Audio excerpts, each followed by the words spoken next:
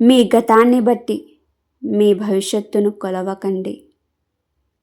ఒక వ్యక్తి ఎన్నటికీ విజయం సాధించడు మరియు ఒక విజేత ఎన్నటికీ వదులుకోడు. మనస్సు స్థితి అనేది ఒకరు ఊహించుకునేది. దానిని కొనలేము, దానిని సృష్టించాలి. స్వచ్ఛంద స్వయం కృషి ద్వారా తప్ప మేధాత్వానికి వేరే మార్గం లేదు. క్రియలేని విశ్వాసం మృతం. అన్ని విజయాలకు ప్రారంభ స్థానం కోరిక. దీన్ని నిరంతరం గుర్తుంచుకోండి.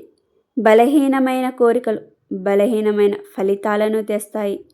చిన్న నిప్పు కొద్దీ మొత్తంలో వేడిని కలిగించినట్లుగా. చాలామంది గొప్ప వ్యక్తులు తమ గొప్ప వైఫల్యానికి మించి ఒక అడుగు మాత్రమే సాధించారు. మీరు సృష్టించాలనుకుంటున్న పరిస్థితులను సృష్టించడానికి మీ మనస్సును ఉపయోగించండి. లక్ష్యం యొక్క ఖచ్చితత్వం స్వయంచాలకంగా స్వావలంబనను అభివృద్ధి చేస్తుంది. మీ ప్రణాళిక సరిగ్గా లేదని మీరు కనుగొన్నప్పుడు వెంటనే దాన్ని విస్మరించి మరొక దాన్ని సిద్ధం చేసుకోండి. పనిచేసేది దొరికే వరకు ముందుకు సాగండి. ఉద్దేశాల యొక్క ఖచ్చితత్వం అవకాశాన్ని గుర్తించడంలో ఒకరిని మరింత అప్రమత్తం చేస్తుంది మరియు ఆ అవకాశాలను స్వీకరించడానికి మరియు వాటిపై చర్య తీసుకోవడానికి ధైర్యాన్ని ప్రేరేపిస్తుంది. ప్రకృతి సోమరితనాన్ని ద్వేషిస్తుంది. ప్రతిదీ, ముఖ్యంగా మానవ మనస్సు క్రియాత్మకంగా ఉండాలని ఆమె కోరుకుంటుంది. మనస్సు శరీరంలోని ఏ ఇతర భాగానికి భిన్నంగా లేదు.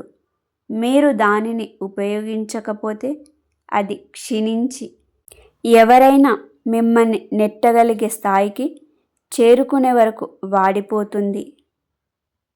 అందరు వ్యక్తులు వారి ఆధిపత్య ఆలోచనలు మరియు కోరికల కారణంగానే అలా ఉన్నారు. మనం ఒక శత్రువును జయించాలంటే ముందు దాని పేరు, దాని అలవాట్లు మరియు దాని నివాస స్థలాన్ని తెలుసుకోవాలి. అవకాశాన్ని స్వీకరించడం కంటే మెరుగైనది అవకాశాన్ని సద్వినియోగం చేసుకోవడం. ఆలోచనలోని అన్ని ప్రేరణలు వాటి భౌతిక సమానత్వాన్ని ధరించే ధోరణిని కలిగి ఉంటాయి. బలం మరియు పెరుగుదల నిరంతర ప్రయత్నం మరియు పోరాటం ద్వారా మాత్రమే వస్తాయి. మనం గుర్తించేవి తప్ప మనసుకు ఎటువంటి పరిమితులు లేవు.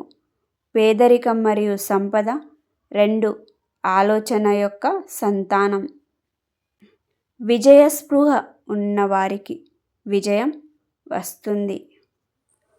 ఏదైనా ఆలోచన, ప్రణాళిక లేదా ఉద్దేశాన్ని ఆలోచన పునరావృతం ద్వారా మనస్సులో ఉంచవచ్చు.